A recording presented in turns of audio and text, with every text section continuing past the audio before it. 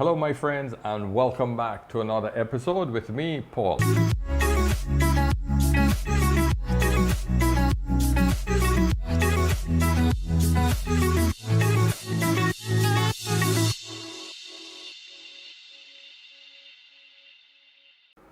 Hey, check out my cup for all of my Caymanians.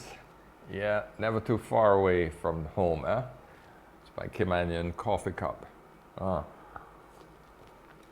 So today I want to talk about small business, entrepreneurship, and technology. And I'm trying to stay calm through this video simply because what I'm about to say is frustrating. I went through a frustrating day today as a small business. The biggest fear and your worst nightmare is having a computer crash. Am I correct? I wonder if you guys can hear my water cooler motors going. This is always the problem with recording in different areas of the house, and it's not designed for recording, for professional recording. But anyway, I know you guys can hear me, so bear with me. I switched from PC to Apple 4 years ago. And I have to give you this backstory simply for you guys to understand the timeline and to understand one fundamental rule about small business is that the equipment that you buy must have a period where it works for you, at least long enough for you to justify buying that piece of equipment. The equipment got to give you a good return on the investment. Bear that in mind while we're talking about this subject. All of your equipment, from your camera to a brush if you're a painter, to the lights, everything must give you return on investment. If you're not getting a good return on investment, then you're wasting money. So listen, I always use Apple phones. From the time the BlackBerry stopped becoming popular, I switched to Apple. So everything about me is Apple. The whole home that I have, my kids, my wife, everything, they all hold Apple products. And it's cool because we can airdrop, we can do all of these really cool things. Everything is integrated. But then I start to ask myself, at what cost? Because Apple has become strangely suspicious on how they're selling their product. And the reason I'm saying this is because today, my second MacBook Pro in 4 years have crashed. And I'm not just talking software problems. I'm talking hardware problems. So 4 years ago, I bought my first MacBook Pro. Within a year and 3 months, it had a swollen battery and it had to be repaired. Okay, so that was one. Then 4 months later, it was my fault. I spilled water in it. It was damaged.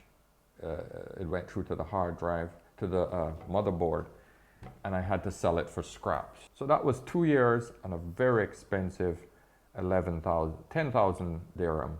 Dirhams, if you want to know what US dollars that would be, then divide it by 3.67 and you'll get the US dollar amount. A year and a half ago now, I bought another lot of MacBook Pro to replace the one that I'd screwed up. This one cost me 16,000 dirhams. Powerful machine, custom built, perfect for video editing, Photoshop, fast, lightning fast, no downtime. I'm kicking, I'm happy. And you know, the only reason I switched to bloody Apple on my computer 4 years ago was because of frustration with the rendering time on Premiere Pro, the video editing software that's done by Adobe Photoshop. Well, not Adobe Photoshop, it's Adobe, the company. Now, I had witnessed my friend using Final Cut Pro and it was lightning fast, man. Whew. The rendering time, everything was just mind-blowing. And I said, Christ, I need to get in on some of this because I know I can produce work much faster.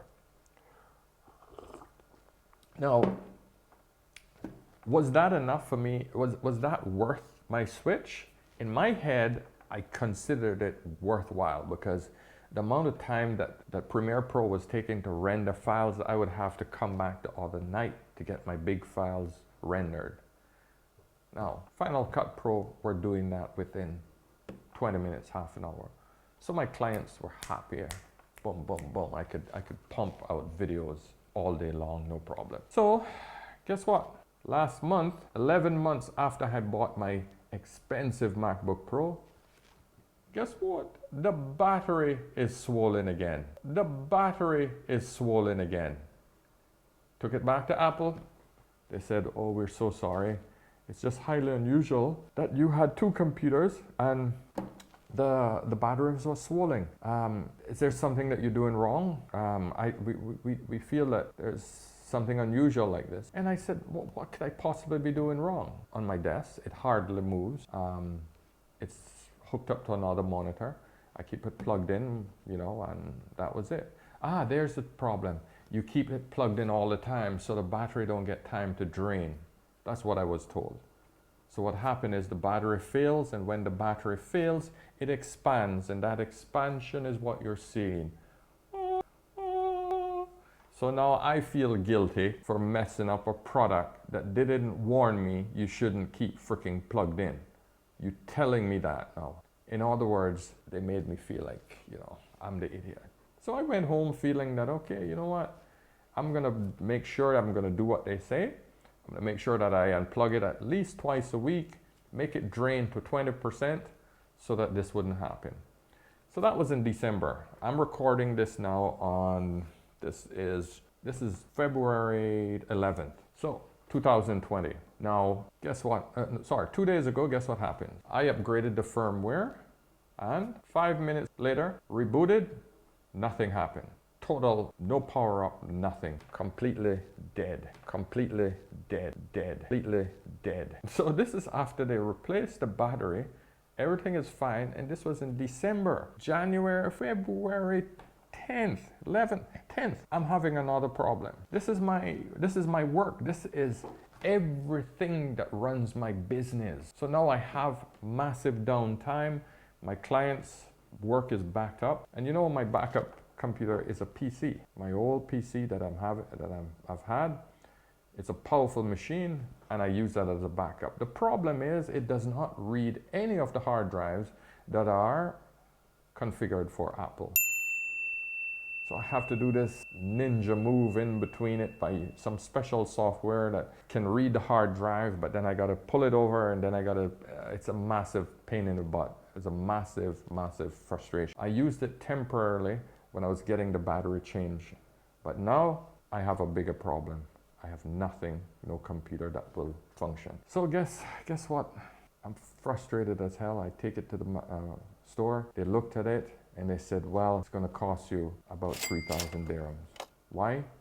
Because the logic board, also known as the motherboard, there's something wrong with it. I said, okay, well, why is it so expensive? It's just all you have to do is replace the motherboard. Oh no, the motherboard is attached to your hard drive and the RAM, so it's literally everything that has to be replaced. And I'm like, what? What are you talking about? Said, yes sir, since 2014 or 2016, Apple's, all of their boards, all the components are integrated into the motherboard. Think about that for a second, guys. If you have a problem with any of these components individually on your computer, you have to replace everything. Your RAM, your motherboard, and your hard drive. So that means my motherboard is damaged. All of the information on my hard drive is gone. These two things are not separate. Because it cannot reboot, I can't get the data that's on my hard drive. Now, my backup happens usually on a daily basis, but I did do a couple of really good videos that are waiting on that hard drive that I literally wanted to have. It was at least 5 hours of work. It was some YouTube videos, but I want them because it's a lot of work, right? But she says there is a great possibility that you lose those because we have to, if this hard drive does not boot up, then we won't get them. Oh, so you understand why I'm drinking actually tea today instead of coffee. I need to try to calm down, man, because it's frustrating as hell listening to this crap. So here's what I'm dealing with. I spend a lot of money on the computer. I haven't gotten my return significantly on that machine yet. I'm now dealing with downtime. That basically means that there's a disruption in the business, so I'm losing time and money as well. And then I have to pay for a massive repair. The 3,000 dirhams that I'm paying to repair this machine, I could put another 3,000 dirhams on that and buy the same bloody powerful machine in a PC format. The only problem is that I can't read the hard drives with that new PC. There's my issue. So I'm just gonna bite the bullet. I'm gonna now get this computer repaired for 3,000 dirhams. Then I'm gonna literally start migrating all of my work into PC format, because I'm going back to PC. Because you could screw me 2 times, but if I'm screwed on the 3rd time, it's my fault. And I would highly recommend that you guys do not start your business with Apple products. It's just not worth it. Everything that you could do on an Apple computer, you could do it on a PC for 1/4 of the price less. I'm telling you, because I've been looking hard and examining everything. Yes, it looks shiny and sleek and pretty, but that doesn't put money in your pocket. What puts money in your pocket is having a tool that does the job and give you a great return on your money. That's the only thing you should focus on as an entrepreneur. Listen, I know it's a bit of a rant today, but take my advice. Don't go with Apple. Stick with your PC. Save your money. All of the tools, amazing tools are there for you to work with as a creative, and you get much better return. Okay, send me some comments. I want to hear your stories on Apple or PC. I also would love for you to subscribe, ring the bell, so that you'll hear more and more of my rants. I'm gonna start doing more information on entrepreneurship, small business, editing, product reviews. I'm gonna take my YouTube channel to a little bit different level.